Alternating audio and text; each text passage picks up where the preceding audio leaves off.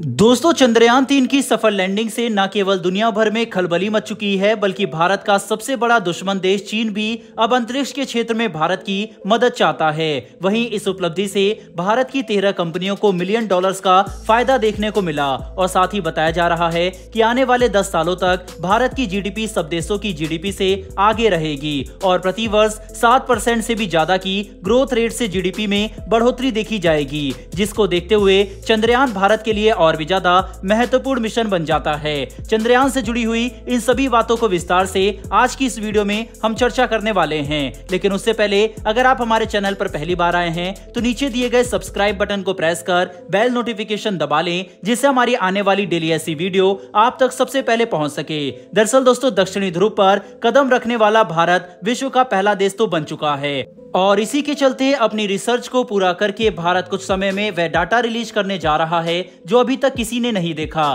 क्योंकि आज तक चांद का जो दक्षिणी हिस्सा है वह किसी के द्वारा भी एक्सप्लोर नहीं किया गया। लेकिन भारत अब इस हिस्से पर रिसर्च कर रहा है तो पूरी दुनिया की नजरें भारत के डेटा पर टिकी हुई है, जिसके चलते जापान जो ऐसा ही मिशन करने के लिए भारत से मदद मांग ही रहा था, लेकिन इस समय अब जो चीन भी दक्षिणी ध्रुव पर जाने की तैयारी में है वो भी भारत से मदद की अपील कर रहा है। आपको बता दें, चीन ने नॉर्थ पोल पर तो सफलतापूर्वक अपनी लैंडिंग कर ली है, लेकिन वह अभी भारत की तरह साउथ पोल पर जाकर एक किताब अपने नाम भी करना चाहता है, क्योंकि चीन इस समय भारत की बढ़ती अंतर्राष्ट्रीय ताकत को देख सकता है। प्लस भारत को इस मिशन से काफी बेनिफिट्स भी मिल रहे हैं, जिसके चलते अब चीन भी इसी तरह की उपलब्धि हासिल करना चाहता है, जिसमें मदद के लिए चीन ने भारत का दरवाजा खटखटाया है। दरअसल दोस्तों, चीन के institute for south Asian studies के डायरेक्टर ने भारत से इस मुद्दे पर मदद मांगी है, जिसके चलते चीन के सरकारी न्यूज़पेपर ग्लोबल टाइम्स द्वारा इस खबर को पब्लिश भी किया गया है। ग्लोबल टाइम्स के अनुसार इंस्टीट्यूट के डायरेक्टर इसरो को चंद्रयान की बड़ी उपलब्धि पर इसरो को बधाई दे रहे हैं और साथ ही कह रहे हैं कि जैसे भारत और चीन दोनों ही विश्व की बढ़ती अर्थव्यवस्था है और ब्रिक्स का हिस्सा है, वहीं SCO, G20 और भी कई क्षेत्रों में साथ में काम करते हैं, तो अंतरिक्ष के क्षेत्र में भी एकजुट होकर काम कर सकते हैं। साथ ही उन्होंने बोला है कि अब तक जो हमने और उन्होंने यानी चीन ने अब तक जो भी मिशन लॉन्च किए हैं उनका जो डाटा है वो दोनों देशों को आपस में शेयर करना चाहिए। यानी दोस्तों, चीन सीधा सीधा चंद्रयान से जो भी डाटा अभी तक कलेक्ट हुआ है उसकी डिमांड कर रहा है। वहीं इसके अलावा जो दोनों देशों के मानव मिशन है उस पर भी सहयोग दिखाने की बात चीन कर रहा है और कह रहा है कि आप चंद्रयान-3 का डाटा हमारे साथ शेयर कीजिए, जिसके रिटर्न में हम आपको गगनयान के लिए हमारा डाटा और साथ ही जो भी आपको मदद चाहिए वो करेंगे। और इन्हीं मीठी बातों के बीच इन्हें याद आता है कि चीन और भारत दोनों दुश्मन देश है, जिसके चलते वह फिर बोलते हैं कि विज्ञान की जो भावनाएं हैं वह राष्ट्रीय सीमाओं से परे हैं और एट लास्ट इसका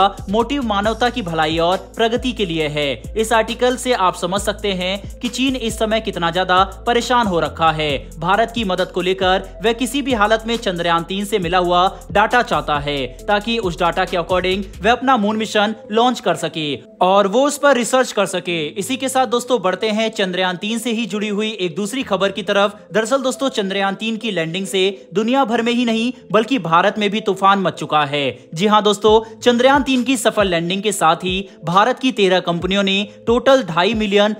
का मुनाफा देखा है। वहीं पर आपको बता दें कि अभी इसका फायदा मिलना सिर्फ शुरू हुआ है और ये इतना है कि ये किस्सा लगातार 10 सालों तक चलता रहेगा। ये प्रॉफिट उन लोगों के चेहरे पर एक जोरदार तमाचा है जो कहते हैं कि चंद्रयान में इतना पैसा लगाने की जगह किसी और क्षेत्र में इसे इन्वेस्ट करके आम जनता के लिए कुछ बड़ा करना चाहिए था। हालांकि दोस्तों, चंद्रयान को लॉन्च करने में हमें लगभग 600 से 700 करोड़ के बीच में इन्वेस्ट करना पड़ा, लेकिन दुनिया भर में कई ऐसी मूवीज हैं जिनका बजट 1000 करोड़ के भी पार जा चुका है और जहां उन मूवीज को भारी नुकसान हुआ, वहीं हमारे 600 करोड़ के चंद्रयान से पहले ही दिन $2.5 मिलियन का फायदा देखने को मिल रहा है। बताया जा रहा है कि जैसे ही चंद्रयान चांद की सतह की फोटोज या वीडियोस भेजता है और ये 13 कंपनीज उसको अपनी साइट पर अपलोड करती है, वैसे ही उन कंपनी के स्टॉक ऑटोमेटिकली बढ़ना शुरू हो जाते हैं और उन्हें काफी ज्यादा मुनाफा देखने को मिलता है, जिससे ऑटोमेटिकली भारत की अर्थव्यवस्था में काफी बड़ा उछाल देखने को मिलेगा। और माना जा रहा है कि आने वाले 10 सालों में 7% की ग्रोथ रेट से